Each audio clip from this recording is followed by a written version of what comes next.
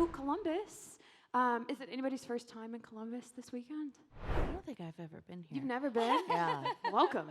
What a Yeah, fun yeah. time. There was a pride parade. There was. I got to see it right out my lovely window. time out on the street. It was very fun. But have you been able to go out and see Columbus yet? Usually at these cons, you're like stuck at the convention. You see the table, you see your hotel room. You only see the con. Have you been able to go out and enjoy Columbus? Yeah. The Yeah? food here has actually been really good. Me and Amber have been going out every We traversed to Pierogi Mountain. We did. We went to on Pierogi Friday. Mountain. It was very Pierogi good. Mountain. They have shirts at Pierogi Mountain. They Is do. it called Wow. Pierogi It's Mountain? called Pierogi Mountain. called Pierogi And it's like Mountain. amazing. Like highly It recommend. was really good.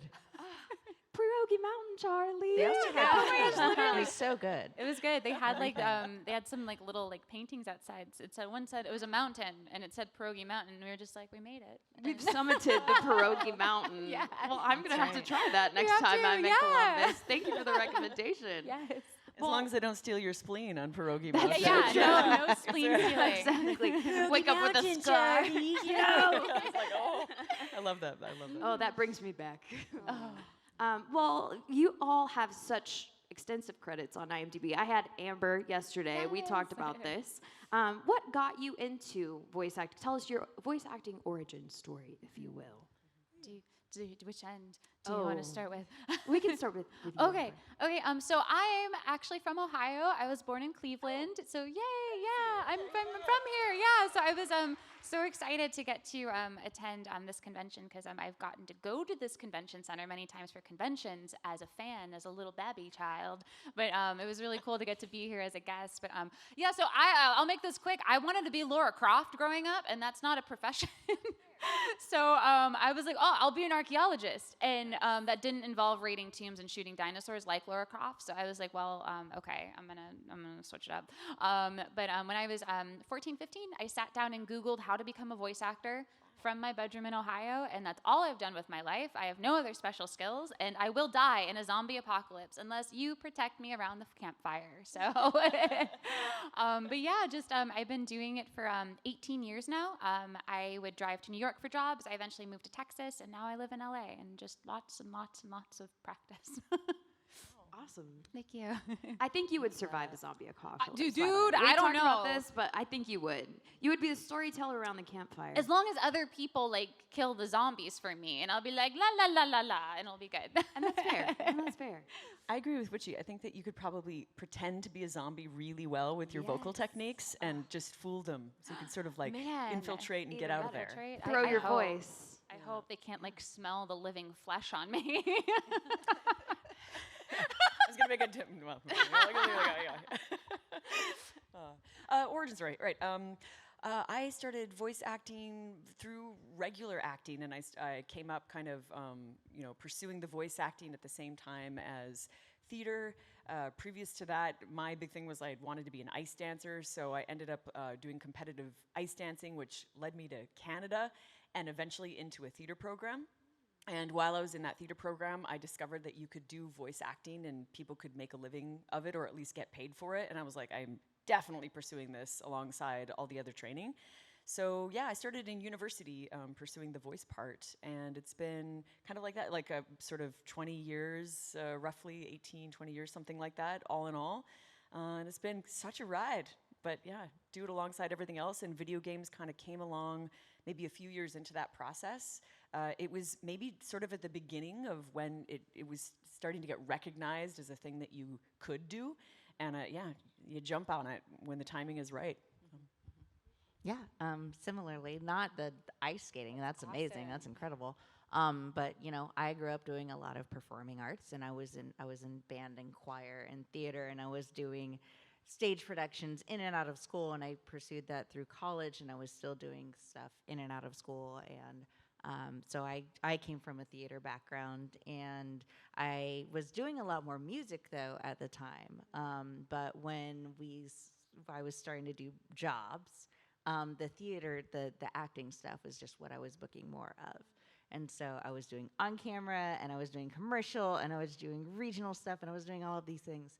And the voiceover stuff is just the one that happened to be the thing that kind of took off. So that's how I got into that. And I think when you're a performer, you kind of do a whole lot of things, and eventually it shakes out for you as to what you're going to be doing career-wise. And yeah, that's how I. Very that's how I did it. cool. Very cool. I noticed a lot of you mentioned theater and acting. I'm sure we have a lot of aspiring voice actors in the audience, and usually when we have Q&As, we always get the question, do you have any advice for me who wants to be a voice actor? Do you have any advice for classes or anything, any tips for any of people in the audience that might want to pursue voice acting later in their life? So much, so much. So first of all, there's a wonderful website that did not exist back when I was Googling how to become a voice actor. It is www.iwanttobeavoiceactor.com. Amazing. It is Dee Bradley Baker's website, who is phenomenal. Please, please, please go there and read literally everything. I had to make so many mistakes the hard way, just because I didn't know. I was just a little potato in Ohio. I'm I don't know what I'm doing. But yeah, I think the most important thing, which I'm sure everybody can agree, is be an actor first. The voice is just the instrument that you're using. So things like theater or getting involved, even with music, all of it is just so valuable. Yeah, I think the main thing is people will say they want to do this profession, but really to do the thing, you need to do the thing. So be acting, be performing, get used to people watching you do this too, I think is really important.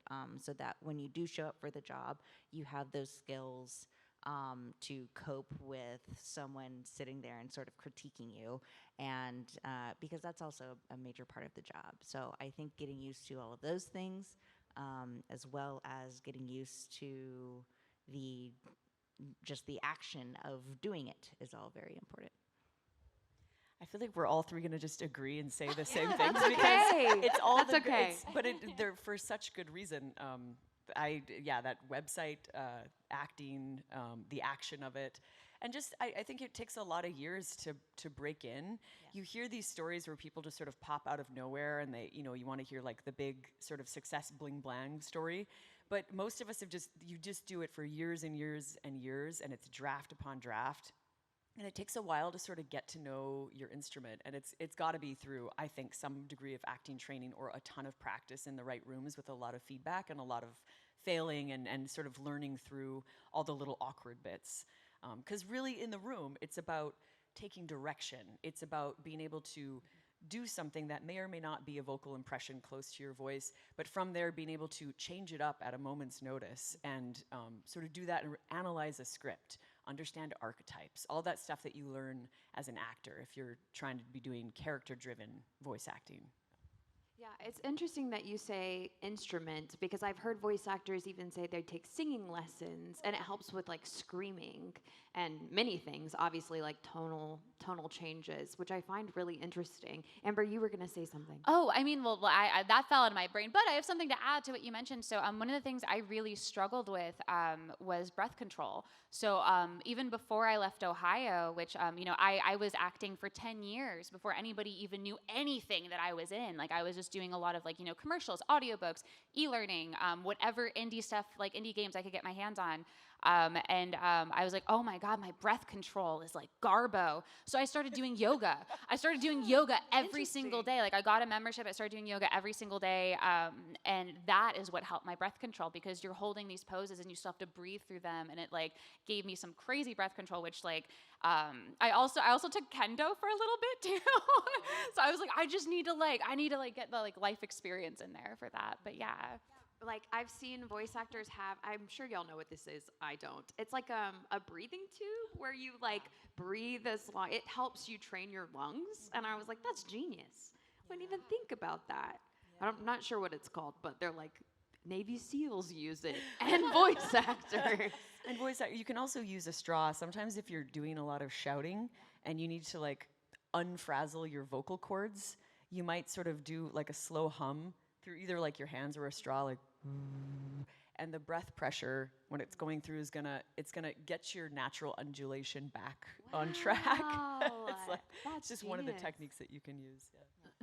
The singing straw I just discovered a few years ago, and I started using it. I voiced the female Psycho in Borderlands 3, which is like all screaming at the top of my lungs. And when I had done those sessions, I didn't have a singing straw. And then I started implementing the singing straw into some more vocally intense sessions I've had, like Acro Silky and Don Da Don. And it just like night and day, like cut my recovery time like in half. Like in session, just like I would just have it, and I would just like do the little hum in between takes, and it like saved my life. Highly recommend. Patented singing straw. The Thank singing you, straw. singing straw. Thank you, singing straw. Thank you, singing. Yes, thank you. Sponsored by. Yes. Well, everyone, I would love to welcome anybody up to the microphone that would like to ask their questions. Don't be shy. They are lovely. They will not bite. They are also too far away from you, so. It's very presumptuous of you. Yeah, I know. Patricia might lunge. I don't know. She is.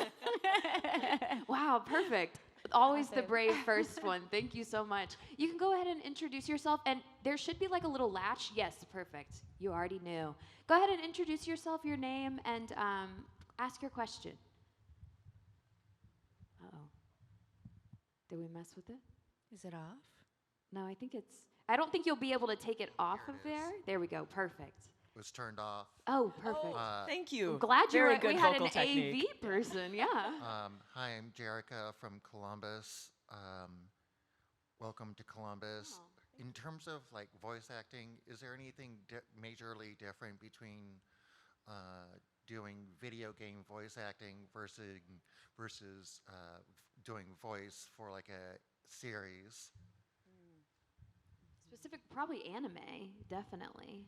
It really, I think it's a tonal shift, right? So, but that's a little bit more to the particular property that you're working on, rather than maybe video games versus shows, like generally speaking. But I do think that video games tend to tonally be a little grittier. They seem to be more mature. But again, it depends on the kind of game you're doing, because you could be doing a kids game or a Mario game or something that's like just tonally completely different, right? So it's hard to say. The sessions are definitely run differently, but I think as far as character-wise, it's pretty much the same as when you're trying to build a character for anything else. I love that answer. It sort of entirely depends on the IP that you're working on, and maybe like being that the sessions are run differently. You might be doing, for example, like a sync, like a lip sync game, but you could do that for video games too. It wouldn't just be anime. It might you might be doing that for cinematics that you're doing ADR for afterwards. The sessions, anime sessions, like how long do those, I always think of video games being like roughly a 4-hour session is sort of, and if it's vocally stressful, you might be doing a 2-hour session, and you might be doing a combo of like something that looks more like naturalistic acting mixed with these disembodied lines that can show up anywhere. So you have to perform it as if it could sort of show up anywhere in a game. And so the technical differences of making that distinction kind of happen in the room. But I don't know, would you say that like anime sessions? It's about the same. Like all of that is about the same. I would say like one of the differences that can show up is usually for anime, because we're always syncing to picture. We know what our character looks like. Where sometimes we come in for a video game and I have no idea what the character looks like, and they're just like this age roughly, or you hear like the source language ref, whether that be like Japanese, Chinese, or Korean, and you're like, okay, I'm gonna just try to whatever. That's my guideline because I don't know what they look like, But aside from that, it's a lot of similarities. We don't get the scripts in advance usually for either of those. But yeah. Great question. Thank you. Great question. Thank you. We have so many mic stand professionals here. I love to see it. Following the mountain man. No offense. Hi, so my name is Ricky, and my question for you guys is, you have had a lot of different roles over the span of your careers. Which roles would you say were probably the most important regarding your growth as performers? That's a Very really good good question. question. Yeah. I don't think I've ever been asked that. No, it's good. That's a thinker, man. I mean, I guess from like a technical perspective, the first lead character in a show I ever got to do was Nozomi in Keijo, which Clifford Chapin was directing and cast me in that role. And because she was the main character and she showed up every single episode and had like a ton of lines, it was like kind of like being in like the hyperbolic time chamber in like Dragon Ball, because like you had to just like, I was like, oh, like I have to make sure that we are not going over time for the booking. Like, you know, it was just very demanding, and I learned a lot from that. And that was also when I was working on my breath control. So it helped a lot because I had to scream things like vacuum butt cannon and not laugh. And like, but yeah, so that one was really important, I think, technically speaking. It was really fun. Man, I feel like if we could all answer like 20 like such an interesting question. I guess when I think there seems to be some in each chapter of your life, or like a lot of them just sort of stick out and you go, wow, and it really makes an impact. One that I think of that has like forever like just changed the trajectory of my life was I was doing a puppeteering job on set for Smurfs 2, and landing that role was like a strange hybrid of voice work, animation, and live action all at once, while observing like Neil Patrick Harris and Hank Azaria do their thing and having to sort of be there as a support with like a little Smurf in my hand, like doing things off camera. It was petrifying, but I had like 40 days of it, and it was one of the most intense periods of my life. And I think there was something about what I learned about what you needed to deliver on set for these very, very long days, while also doing sort of heightened character work, while also being sort of physically present. That kind of paved the way for like everything after that felt a little easier. And it was also like, you know, really fun, but like you had to be there, and you had to sort of make yourself indispensable. So that was a very interesting kind of like training ground very quickly. So. That's really cool. That's awesome. Really cool. No, yeah. I think probably, now thinking about similar to Amber, one of my probably where I learned the most quite quickly was probably my first lead, which was Tohka in Day Day Live. And back in those days, we recorded for DVD, and so we would do like just a full day where I'm just in a booth from dawn to dusk, and we're just recording all of it out. And so the days were very long, and it was my first lead, and I got it pretty soon after I started doing any kind of ADR at all. And so I had to learn quite quickly how to really get fast at it and be able to make adjustments, and working with a director. And also when you're working for that period of time, you're trying not to get so tired. You're pushing through the end of the day. You don't want the product to suffer. So yeah, it's probably where it was sort of like, you know, thrown into the fire sort of situation where you just got to figure it out and do it. So yeah. Okay, thank you guys very much. Michelle, is it normal now to have a dawn till dusk day, or do they kind of standardize it to be just like that 4 hours where you can have vocal rest? Because that sounds like voice acting for a whole day. It sounds really rough on your voice. Yeah, it's not. Well, back in those days, nobody really. It was the Wild West. They didn't really care. Which I can still do it, and I've done it some of the time if like scheduling is really rough. But yeah, usually it's the 4 hour, and if it's really vocally stressful, it's 2 hours. That's a bit much more standardized nowadays across the board. You don't really see those full days anymore, unless it's a weird scheduling thing. I do see people come in and do it, and it's like, oh, I'm out of town and I'm going out of the country, and blah blah blah. And we've got one day, and we're gonna, you know. So interesting. Thank you. Hi there. Hello. Go ahead. My name is Michelle as well. Nice to meet you guys. I just had a question. As women in the industry, have you had any specific challenges that maybe male counterparts do not have? This is a great question, and this like is there are things I would say that like especially like in anime, the types of characters that we get to voice are usually a little different than the male characters, which isn't to say, like, I mean, usually there's like a lot more female characters, especially when you're doing like harem stuff, but like, you know, how many shows do you know where like the lead female is like, you know, as gritty as like a male shonen protagonist or something like that? So I would say it's just like, it's kind of different in that regard. I don't know if you guys have anything specific. I think Patricia got lucky on that one. Yeah. It's really the yeah. exception and not Yeah, the I know, rule on yes. that. You got an awesome character, yeah. Well, I was gonna say, like, in general, working on video games as a woman in a room, particularly if you're doing like motion capture or you're working, like, you know, there's often like fighting games and things like that. There have been so many times that I've been the only female in a room of like 15 men, you know? And so even if you're playing a female warrior character, which is awesome that there are so many more of those now, or just in general more diverse characters that are now like being written with more complexity, I think. You still get a lot of, I've sort of grew up in the time of the phenomenon of like, you get a female warrior character who's written as a man, and then they just change the name, and they all have like the same backstory, and you're like, okay, you know, where's the complexity, where's the nuance? So you're always working against something in that. But I mean, a lot's changed, a lot's gotten much better in some regards, and of course, there's always lots of work to be done in other regards. What about you? Well, I actually identify as non-binary, and that's been a different sort of, no, you're totally fine. I don't mind at all. And that's been sort of a weird thing. And early on in my career, I had a really difficult time working with directors who would use very sort of gendered language. Like, they would tell me things like, girl it up, and I'd be like, I don't exactly know what that means. Like, I don't know what that means for you. And so, and I would get told like things were too masculine and things like that. And I didn't really know how to adjust it.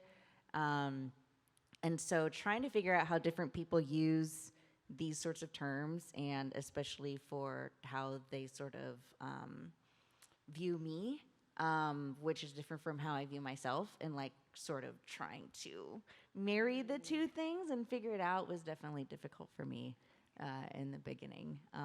But again, like, I still do get treated like a woman in these spaces. So I understand how that is as well, because that's just, you know, you get treated how people perceive you. So yeah, it's definitely a different space, I think, for women than it is for men still. It's getting better, but I think it still definitely exists. Thank you so much. Great question. Yeah, that's Thank great. you. Thank you. Hi there. Hello. Out of all the roles you have done, which one has been the most impactful and your favorite role to do? Most impactful. Wow. Like, impactful on ourselves. Yeah. Oh. Wow. That's another thinker. Yeah, no. Yeah, like that's really hard, because like I feel like we were kind of talking about like every season of life there's like a different kind Exactly, of role yeah. that, like, you know, so I guess like right now for me in the season I'm in, like, Furina was very, very impactful to me, not just because like people like widely play the game and like know of her, but like she has such an emotionally complex journey, and like I talked about it at my panel like before, I think she's just so emotionally strong. And I mentioned there that like I'm bipolar, and Furina, while not being bipolar, does a lot of emotional masking and like pretending that everything is okay, and having to continue to lead her people the best she can and continue to show up in the ways that she's able to.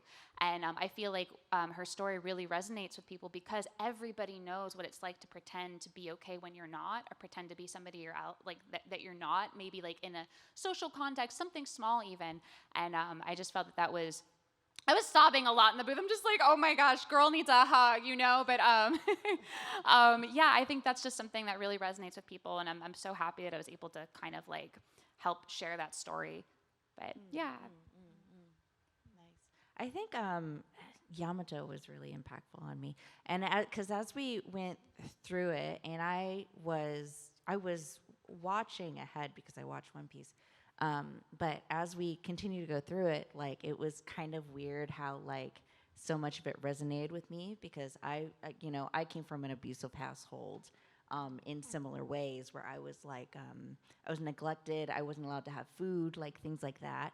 and which goes straight along with Yamato's storyline. And so when we were getting to those parts, it was actually really difficult for me in the booth to sort of keep it together. I'm like tearing up a little bit, but because it was like a little too close to home. It was very, very, very close to home, right? In these sorts of things, and sort of trying to go against your abuser and things like that. And so there was a lot of things that we were doing with that in one piece.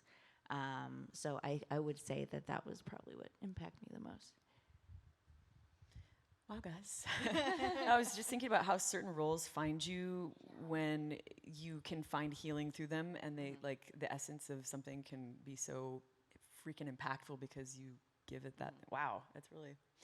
I guess I would go with Zelda because through that role, I could say different chapters have had different things, but that sort of created a chapter of travel so that it became for years about going around and hearing other people's stories and how that game franchise of 36, well now how many, nearly 40 years, has impacted other people. So being filled with like all sorts of stories and patterns of stories around the world has been like really allowed for a ton of growth within me too. So it's kind of hard to even find, it's so irreplaceable now in life that's the one I think of right now, but yeah. Great question. Thank you. Hi, I'm Jacob. You guys have talked about a lot of the things that you can do to be a voice actor, the acting classes, D. Bradley Baker's website. Would you say that using things like YouTube, podcasts, fan dubs, that sort of thing, would you also say that's another important way in order to break into the voice acting industry? I would say those things are good for practice, but it's not necessarily going to be your gateway into the industry. I say this as somebody who comes from doing fan dubs in Ohio.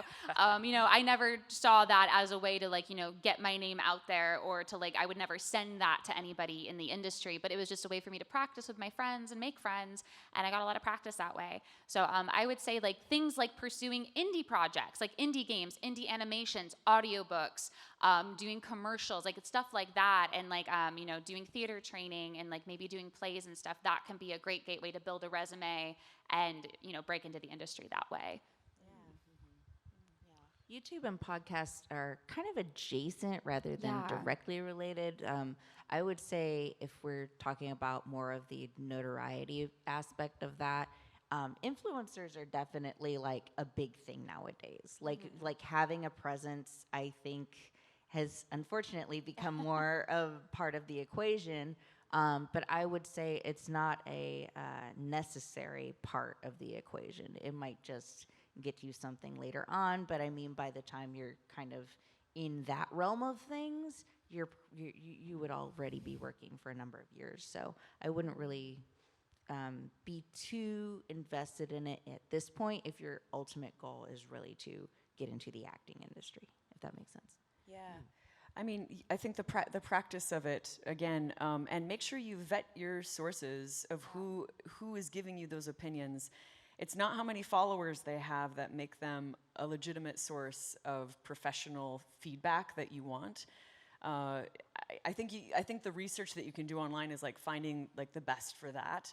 And yeah, I haven't done the fan dubs. I imagine it's amazing practice, and you build a community that way and certain networking, but also, you maybe have to be a little careful, what you decide to put out there permanently online too, especially when you're putting together your demos. You don't want to just stick anything online that's gonna be out there forever, especially if you're gonna be approaching casting directors and agents. Those sorts of once you get to that point, I don't know. It changes so much, but I'd say more adjacent work. That's my aside from just the training. The training Right. itself. Thanks so much. Yeah. Hi, I'm Lex. This is my first time here. I drove from Maryland here. Welcome. Thank you thank for you. being here. My voice is kind of gone. I performed yesterday, so bear with me.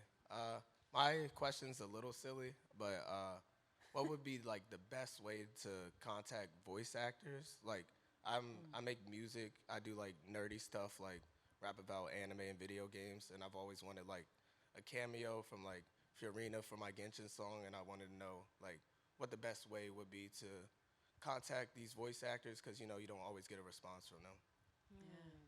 Yeah, I would say like try official channels, like in terms of like contact forms on websites. If they don't have like a contact form or an email, but if you can find their agent, like my agent will forward me stuff if somebody's contacted them.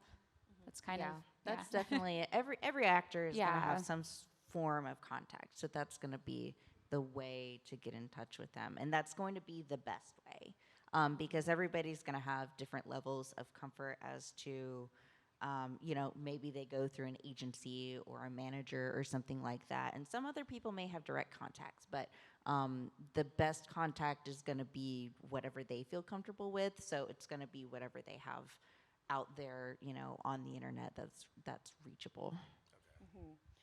And be polite and nice and professional. Because a lot of people reach out and contact, but the style that people use and the tone is like, it's so important, because some people simply don't want to be contacted or can't for those things because they might be under an IP that doesn't. It's not where it's too fragile for them to kind of go and take their voice and put it there. So respect the no as well is what I would say. Even though I know like pushing can be good sometime, and ambition, people say like keep pushing, not always. Yeah, there's not always a control that we have as part of the projects that we're in. So You don't own your characters. exactly, we Yeah. don't. Yeah, so. All right, thank you. But I'm sure you all Awesome. still love to see that stuff, so I would Yeah. encourage you to still put it out regardless, because I'm sure y'all see cosplays that people tag you in, Yeah, you never know. and songs and Yeah. stuff. I'm sure it's still great to see it all. Yeah. No, that's awesome. Hi there. Hi, my name is Donovan. I'm out of Dayton. It's about an hour Donovan. away from here. This is, in fact, my very first con event. Welcome. And this one is for you, Miss Connors. Can I call you Miss Connors or That's just totally Amber? fine. Okay. But yeah, I first found out about you through playing Genshin and seeing Furina and all of that. And that was even before I found out that you voice other characters like Miss Joke from MHA and some other animes and stuff. Now, my question is, and before I get to my question, I seen like some other voice actors that came out and say that they voiced certain characters on like Zenless Zone Zero and stuff like that, and they mention like sound cadence and all that, and how it helped them. And I know sound cadence helps a lot of voice actors with like AI protections and stuff. By the way, yeah, I'm big into like gacha gaming and anime and all that. That's awesome. Now my question is, are you in fact like the owner and founder of Sound Cadence Studios? Yeah. So I also, in addition to being an actor, I run my own recording studio. I'm the CEO and founder of it. I started it back in Ohio from my bedroom. Thank you. And it was just doing a lot of casting and directing for like little indie games. Like if you ever played the survival horror game Dread Out, that was one of the first things I worked on. Also Dead Island Epidemic. And when I moved to Texas, we had our first building. So we have a location in Addison, Texas, and then we recently opened one up in Burbank, California. So we get to do anime and video game stuff. Like if you watch the Prince of Tennis dub, we did that for Crunchyroll and all kinds of other stuff. All right. Thank you very much. Yeah, thank you. Hi there. Hello, my name is Kaylee. I have a question for Patricia. If anyone has not played Tears of the Kingdom, sorry. No spoilers. No spoilers. Sorry. Okay, no spoilers. What was your reaction to the ending of Zelda's story there when you first got to hear about it? Yeah. I turned around and I did a little silent scream, and then I turned back around and I went, okay, I'm ready. If that's what you, yeah. I think that's exactly how I felt about it. Too, so. Thank you. A very spoiler-free question. Way to frame it. Yeah. Hi, Sue. Hi, my name is Raylan, and my question was, have you ever had any roles that you didn't particularly like or felt like they were too difficult to pull off? One that challenged you. Yeah, maybe a role that was particularly challenging. I will summarize this story as quickly as possible. There is a show called King's Game. Has anybody seen King's Game? King's Game, dude. I hear some laughs and I see a hand. So there's like a million characters in this show, right? I feel like everybody in Dallas was in this show at the time because it's a murder game. Woo! There's a lot of people who are dying in this. So basically, you have a cell phone and you get sent a task like the King's Game, and you have to execute the task or you die. My girl's task was to kill what you love most. So she goes home, she murders both her parents. Oh my God. Fine, it's fine, it's fine, it's not fine, it's fine. She's playing a game. She's playing a game, but the text doesn't disappear. So she's like, oh, well, what else is there, right? And her puppy walks into the room. And it looks like the first puppy I ever had. I had a little toy poodle named Ginger who unfortunately got hit by a car when I was a child and passed. And I was not warned about this at all. So for the scene, she starts strangling the dog. Yeah, and I'm just like, thankfully she can't go through with it and she dies. It's fine, it ends well, the dog's fine. But I was like, I felt so She changed. lost the game, but she kept the lost puppy. the game, but yeah, exactly. So like I was just like, I felt like really numb and just like really uncomfortable that the director didn't warn me about this. And I was like, okay. And they were kind of like joking about it. They were just like, oh, like, did you watch the episode? I was like, no. And they're like, haha. And I'm just like, man, like, so I like left and like I cried and I was like, okay, that was the hardest thing I ever had to do. So You don't know what's going on in my life. literally I was like, this looks just like my dog Ginger. It's so sad, but I had yeah. a similar thing happen. Yeah. Really? Yeah. Oh, no. And I won't say what series it is, but yeah, my character has a pet that's like, they're like magical girls and stuff. And but they have these little sidekicks with them that are sort of born out of their love and stuff like that. But there's a point where the villain that comes out of nowhere, like you never really know who the true villain is, and they come out of nowhere and they kill my guy, and then and forces my character to eat their pet. Oh yeah, my it's devastating and it's God. horrible and it's beautiful animation. So it's really good animation and it's like a Oh. little too good, and it was. And the other thing is that we voiced our own pets. So I had to do both my character, my regular character, as well as the pet side of it. And so I had to do both sides of it. Twice. And I cried after that. It was really devastating. Wow. Yeah, it was pretty gross. We need some therapy after some of these sessions. Sorry, what was the question again? What about your pet killing role? Challenging. Most challenging or like dramatic, apparently, role you've ever done. Woo. I'd like to point out that this is also the last question. I've had weird experiences. Those are crazy. Yeah. Those are crazy and not responsible. Like that shouldn't happen when you're that shouldn't happen. Which is why, like in general, and it doesn't happen for animation as much. I mean, I guess the opportunity for it doesn't exist so much. But for TV film, you now have things like an intimacy coordinator, which has become like industry standard in the last year. So that if you ever have something traumatic or something like a love scene, something intimate, you have somebody trained on set to be a mediator to help out with all the dynamics around the choreography, how people feel about it. So stuff like that doesn't happen. It doesn't need to be like a war story of like, oh, I made it through that, because a lot of people have had to deal with that for so many years in this industry if they just want to do this as a job. I'm glad that is changing in general, but like, last vestiges in like anime, I guess. I don't know. I That's will so crazy. say, there are people who do give content warnings ahead of time and warn you and stuff. It just sometimes stuff slips through the cracks and then you have a weird experience. Like I knew it was coming. I knew mine was coming. I also watched the show, so I already knew it was happening. You knew it It's was just like particularly already kinda difficult. crazy. It was just still a lot. Thank you for your question. I learned a lot. That one. Thank you so much.